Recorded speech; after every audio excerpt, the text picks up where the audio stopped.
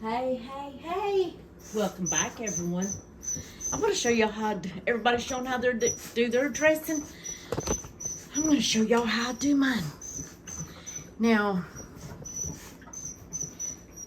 both my maternal and paternal grandparents fixed this dressing this way. So this is an old recipe. This is how they done it. This is how I continue to do it. The only difference is I do not remember either one of my grandparents sauteing the vegetables first.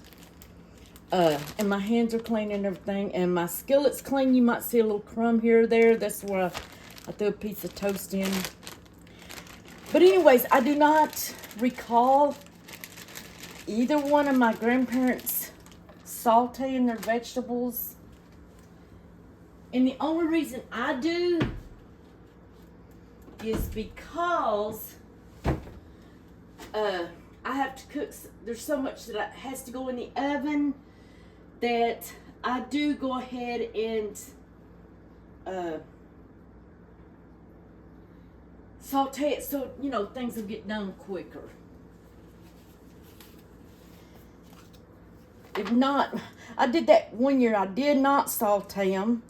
Well, several years I have not sauteed them. And with one oven going, it's kind of hard. And your dressing don't get as done. Everything else is done, but your dressing don't get done. Okay. I do use 1 pack of this. Or this here I'm using 1 pack. Normally I would use 2 or 3. But I do not get the seasoned, okay? Some people do, and that's fine. But this is how I was taught to do it. I get the regular, classic, this is just cornbread. Then I made my own cornbread also, and I've got it in this baggie. I made it a couple days ago. So it's just regular cornbread, and I'll mix that in with this. But what I try to do is beforehand, I go ahead and add a little of my spices in. Because if not, you may not get everything all the way through. And all my dishes are dirty and everything's still around everywhere, y'all. It's been crazy. So I just mix a little bit of sage in with that. And I use sage, not poultry seasoning. You know, everything that you use is your choice. But this is the way I do it. Both of my grandparents did it this way. And this is the way I continue to do it. I just want to make sure that's, you know, stirred in together.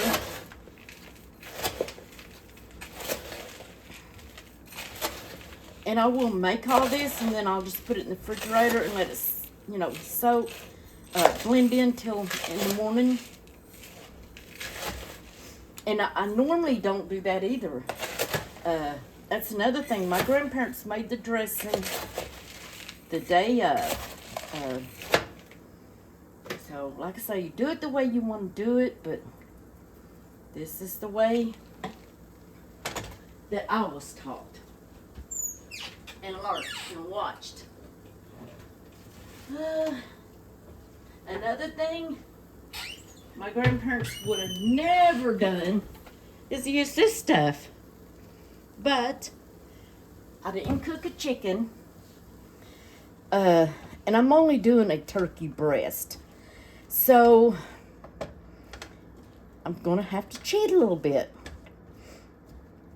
My onions, some of them were cut in bigger chunks.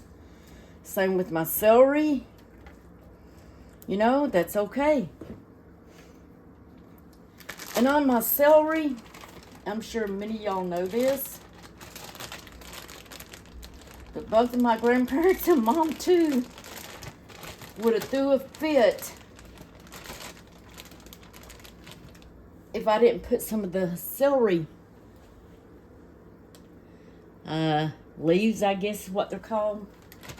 But there's some chopped up in with my... I went ahead and chopped my veggies up yesterday. I try to do as much as I can ahead of time. That way it does help out a little bit. To have everything, you know, pre-chopped and ready to go. My theory, now this is just me alone, but I honestly think when you saute the vegetables, it takes away from the flavor of the onions and celery. It could just be me thinking that, because I'm so used to my grandparents just throwing it, you know, putting it in and letting it cook in the oven. But, oops, piece of shell in there. But that's my theory. Ever since I've done it this way, I've always thought that, it takes some of the flavor away. Y'all excuse me a minute, I'm just going to take off my shoes. We had to run to Sam's real quick. And I'll tell y'all why I went here in just a second. People were saying they had turkeys for $5 a piece. And some even cheaper. So I knew it was time to go ahead and start cooking Bailey's dog food. So I went ahead and ran. I thought, well, if they've got whole turkeys that cheap, I'm going to buy 2 or 3 of them. And instead of using ground turkey, I was going to fix those not tomorrow, not today or tomorrow, but at a later date for Bailey's dog food. But they didn't have any, so either they were sold out or people were telling the story. And y'all see the towel over my stove. I do that because this black gets so dirty so fast, and putting this over it helps protect it from getting greasy and dirty so fast. I mean, it still does, but it's not as fast. You know, when I start baking and everything, that'll come off. I just put that on there, temporary. And you just want to let these saute a little bit. And I don't saute them together. My onions and celery, I do not do them together. You can. And I think I have, but like I say, everybody's, you know, got their own way of doing things. And you usually try to keep that tradition. And that's fine. That's good. I don't put no egg in it. And I definitely don't put no canned soup. I don't know when that started happening, people putting canned soup in it. And I'm sure it's good. But as far as me, I don't do it. Do you all do it? Like I say, I don't even put an egg. I have put one egg before if my dressing was not binding together that well, but you know, and I'm not saying I would not this year.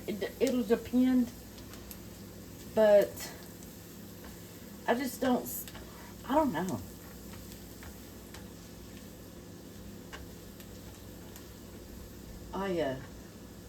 I think I've told the story before, but I'm going to tell it again. The first year I made dressing, my grandma was still alive. My grandma on my mom's side, she was still alive. And I was so thrilled. I made this big pan of dressing. The boys were small.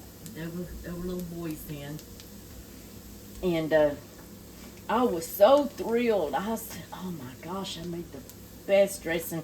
I'd called Mama and I got her step by step. So I mixed it all up and everything. Well, that night, I went to bed, and I had my dressing, and I put all the liquid in it, and I put the foil over it and everything. Oh, it was smelling so good. So the next morning I get up, and I take the foil off the dressing, and I smell of it. It smells odd. I thought, well, that smells odd. So I took a taste of it. Y'all, it had spoiled or soured. It had totally soured. So I called Mama.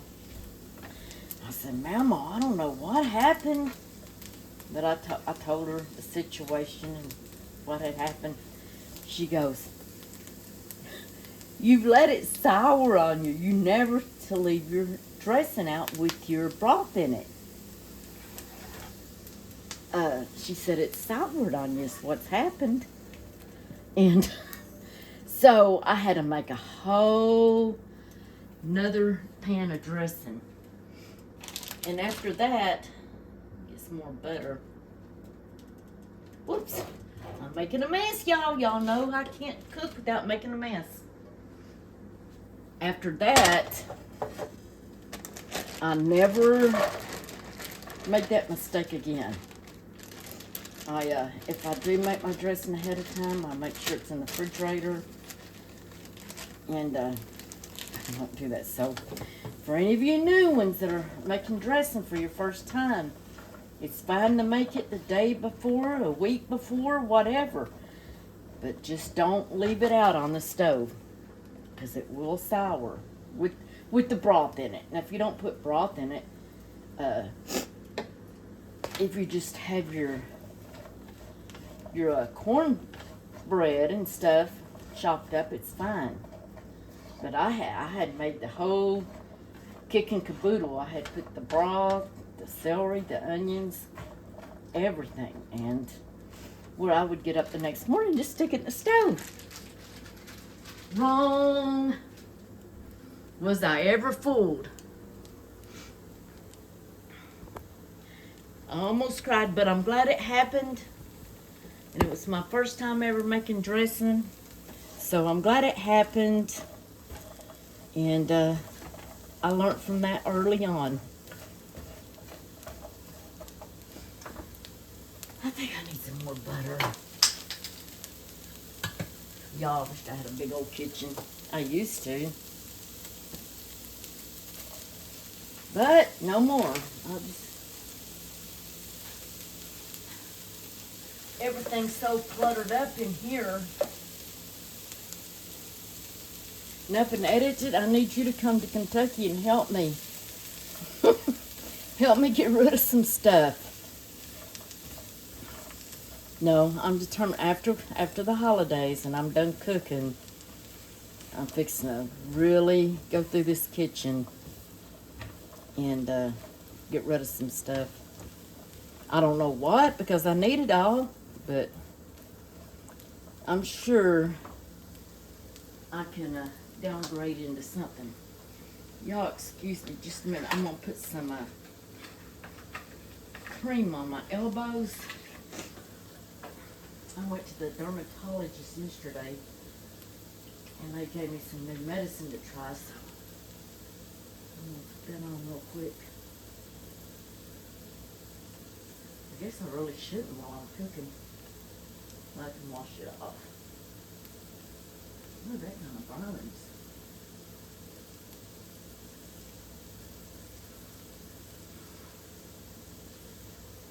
So, I don't know if I ever told y'all the story about my elbows, the psoriasis or eczema or whatever it is on there. But, I guess we're just making a day of story telling, huh? Let me wash my hands.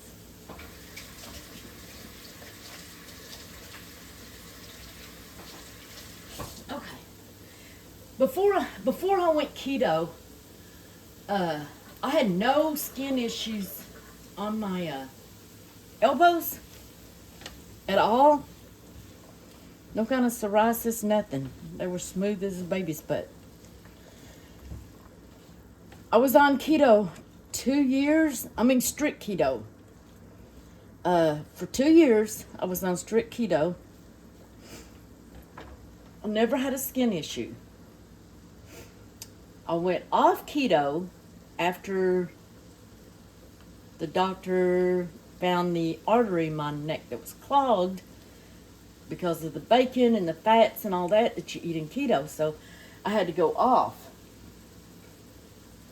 When I went off keto, all of a sudden I got these flare-ups on my elbow. Well, my son thought it was, he's into physical training and all kinds of health issues and health problems, and he's got degrees in all this stuff. He thought it was maybe I was having a gluten reaction like he has. Of course, his is celiac disease. So he told me, Mom, stop eating all gluten and sugar. And this was 2 months ago. I have done that. I have not ate anything gluten or no kind of sugar, unless it's substitute. It did not clear up.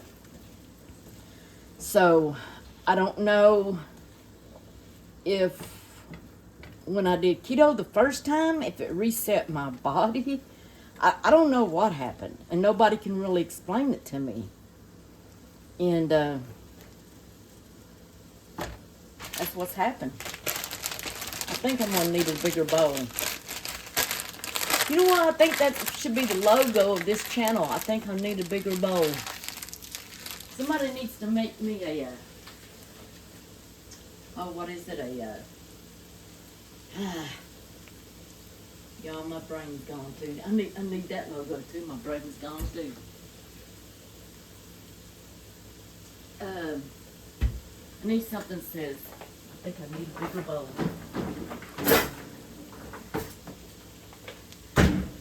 This bowl I hate. I can't stand this bowl. So that's going to be one that goes in the Goodwill box for donation place or something. So I don't like that. I don't like that bowl for some reason. I wish I could find those, y'all know the Texas ware bowls? They have they got sprinkle, you know what I'm talking about? Marbling look on them or something. I would love to find 2 big ones of those.